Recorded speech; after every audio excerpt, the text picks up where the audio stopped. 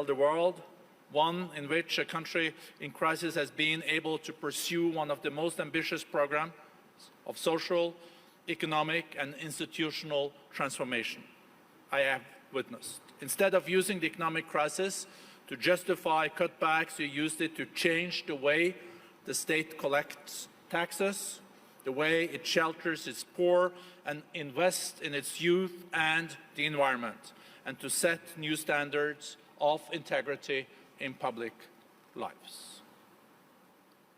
Pakistan's ability to emerge from hardship stronger than before is the testament to the remarkable resilience of its peoples. Based on this, it is my great honor, Mr. Prime Minister, to welcome you here to the lectern. Thank you.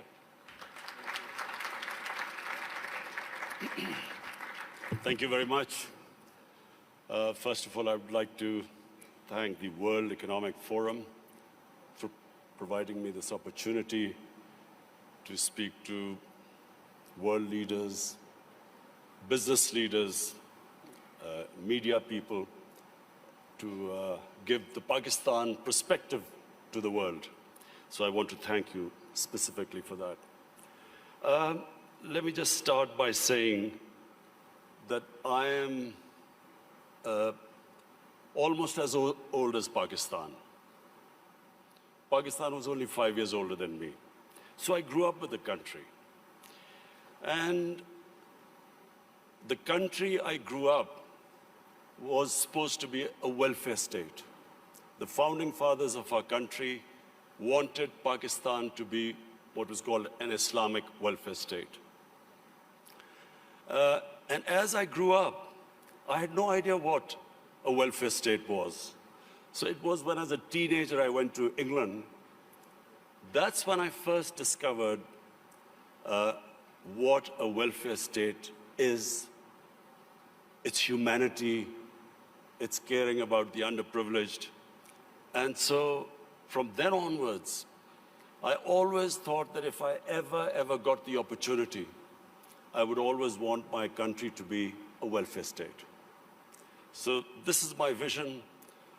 Everything, all the policies which we make in Pakistan are towards that end, to make it into a humane country where the government takes responsibility of the weaker section of its society. So this is the vision statement. But I'll start with environment, because the theme of this time, the World Economic Forum, is about sustainability. Let me just say, first of all, that the other thing about Pakistan, was this desire to see it as a humane and a just society. But the other thing was, as a child, I fell in love with the wilderness of Pakistan, the mountains of Pakistan. All our summer holidays were spent in the Himalayas. And so from that time onwards, what I loved about Pakistan was its wilderness, its mountains. And so, as with age I saw these mountains, this wilderness disappearing, and especially the way we destroyed our forest cover, I always resolved the second thing, that if I ever got the opportunity, I would make sure that we preserve this God-given beauty of our country. And we start a reforestation campaign. So in 2013, my party won an election in one of the provinces, which was the former northwestern western province called Pakhtunkhwa. And that's when we started one of the most ambitious campaigns to plant 1 billion trees in 4 years. And against all odds, we did it. No one expected it to happen, but we involved the local communities. We first made them understand how important trees were for the future. We made the people understand that Pakistan was very vulnerable to climate change. And we appealed to the people. We involved women in the mountainous areas to grow nurseries. And it became one of the most successful campaigns in our country's history of forestation. So we planted 1 billion trees. So when I became the Prime Minister, I resolved that we would plant 10 billion trees in Pakistan in the next 4 years. And this is now our objective. The experience we learned from the KP province, we are now using that experience to grow these nurseries, involve local communities, especially involve women, because they were very good in planting, developing and planting nurseries. So, why is it important for us to grow trees? For two reasons. One, as I mentioned, that Pakistan is vulnerable to global warming. Secondly, in our cities, pollution has become a silent killer. So unfortunately, there was no plan before, and our cities got very polluted, specifically Lahore, which had the pollution levels, like Delhi in India, rose high because for some reason, our planners removed 70% of the tree cover of Lahore in the last 10 years. Apart from the environmental aspect now, the third thing I realized, that you cannot make your economy grow unless and until there is peace and stability.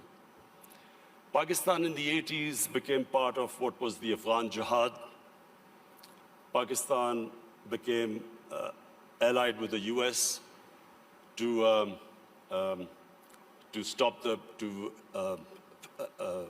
fight for the freedom in Afghanistan from the Soviets. We had militant groups in Pakistan trained to do guerrilla activities in Afghanistan. Once that ended, once the Soviets left, we were left with the militant groups, and Pakistan suffered the consequences. First time ever we had militant groups in Pakistan. We had sectarian groups. We had this called the Kalashnikov culture. We had drugs coming into the country. And that was a watershed in Pakistan. Things started going wrong and as I repeat, for economy, you need stability. You need peace and order. So if you have armed militias in your country, that became one of the impediments on economic growth. Come 9/11, we again joined the US in its war on terror. This time, the same militant groups that were created, Pakistan was required to disarm them. So again, we went through this process. 70,000 Pakistanis died in it. And of course, what was hit was economic growth.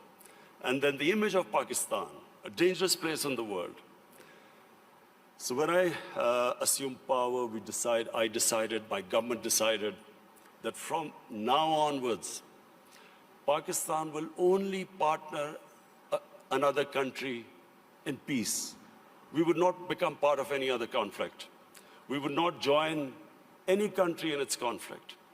And since then, we have played our part. We have tried to ease tensions between Saudi Arabia and Iran.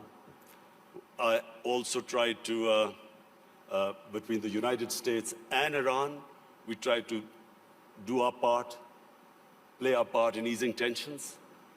In Afghanistan, in the peace process now, Pakistan is partnering with the United States to get the Taliban to talk to the Afghanistan government. It is the nearest we are to some sort of a peaceful solution in Afghanistan. The third issue, economics. When my government came into power, as you mentioned, we inherited the worst economic crisis in our history. The biggest current account deficit, the biggest fiscal deficit, almost reserves which would have lasted a month. Since then, I must pay tribute to my economic team. And of course, we took very tough decisions. I have been in public eye for 40 years, but the sort of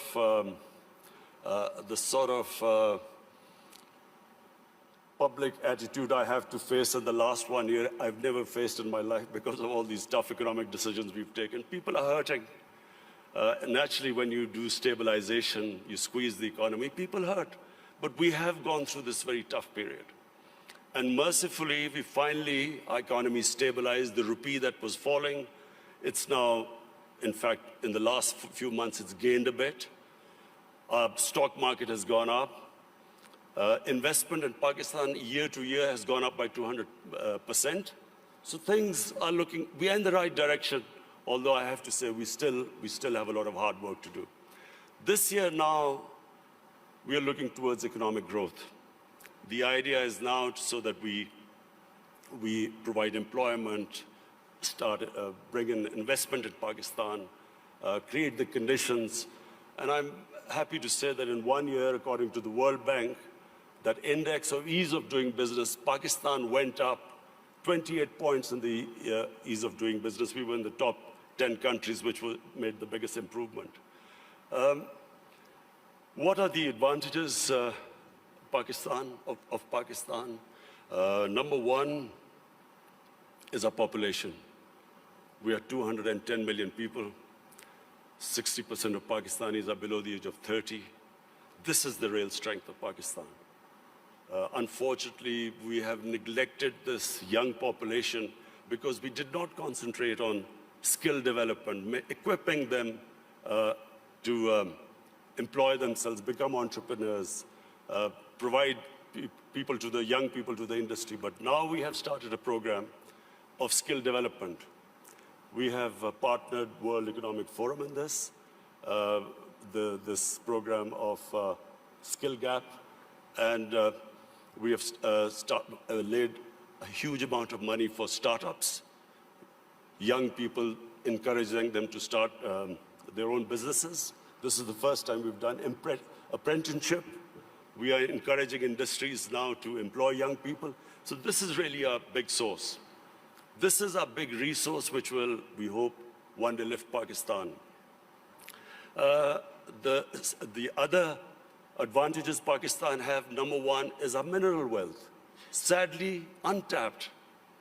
Pakistan is sitting on one of the most precious gold and copper reserves.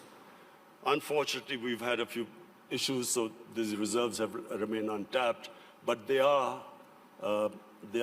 we have enough reserves that we can pay off all our foreign debt. We also have one of the largest coal reserves. We have rare earth minerals. We have unexplored gas reserves. So the whole government attention now is to develop these resources. We also have very fertile agricultural land. Unfortunately, the practices which we have done, we have not really explored this potential. Our productivity is one of the lowest. So for that, we have got help from China. China has been in the CPEC, what is this, the Pakistan-China Economic Corridor. We have in that got China to help us in developing the productivity of agriculture sector. And this is, I think, one area where Pakistan can make strides very quickly, because we do have fertile land. Unfortunately, as I said, our productivity is very low. And finally, my vision of Pakistan stems from its strategic location. Pakistan is strategically placed, probably one of the most fortunate positions in the world. On the one side is China, one of the fastest growing markets, and of course, closely allied to Pakistan. Then we have energy reserves in Central Asia. And the moment there's peace in Afghanistan, we then have access to all the markets in Central Asia. Then we have Iran, and hopefully, if things settle down, Iran also, the more we trade with Iran, both countries will benefit. The biggest neighbor, second biggest neighbor is India. Unfortunately and sadly, the situation between India and Pakistan is not what it should have been. There are various reasons, and I won't go into it right now. This is not the right forum. But the moment Pakistan and Indian relationship becomes normal, trade starts between the two countries, then one can imagine the location, the strategic location of Pakistan with China one side, India on one side, and then countries with excess energy on the western side. I am someone who believes that in Pakistan, the moment we get our governance right, that is the real issue. Sadly, our governance, in the past 30 years, the way our governance deteriorated, that was one of the biggest reasons that we have not been able to fulfill our potential as a country. The country has tremendous resources, young population, strategically located. From now on, my government's biggest challenge now is how we can improve our state institutions, so we can improve our governance, so we can tap our potential. Thank you.